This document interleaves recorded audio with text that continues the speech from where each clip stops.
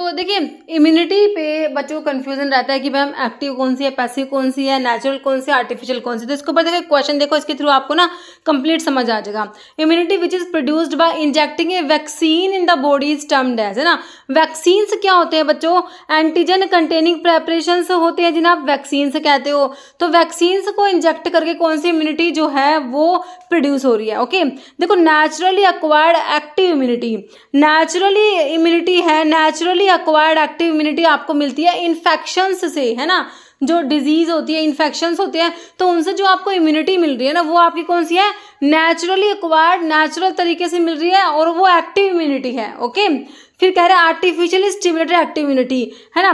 देखो आर्टिफिशियल तरीके से स्टिमुलेट हो रही है, और ये एक्टिव इम्यूनिटी है जो आप वैक्सीन्स को इंजेक्ट कर रहे हो। भाई वैक्सीन्स बॉडी में जाएगी तो बॉडी में जो है एंटीजन्स गया ना, एंटीजन कंटेनिंग प्रेपरेशन है। अब बॉडी क्या करेगी भाई? हाँ, एंटीबॉडी बनाएगी उसके अगेंस्ट, है ना। तो ये आर्टिफिशियल स्टिमुलेटेड एक्टिव इम्यूनिटी हो गई। आप कह रहे नेचुरल एक्वायर्ड पैसिव इम्यूनिटी, तो नेचुरल तरीके से मिली है पैसिव इम्यूनिटी जो आपको मदर से मिलती है ना।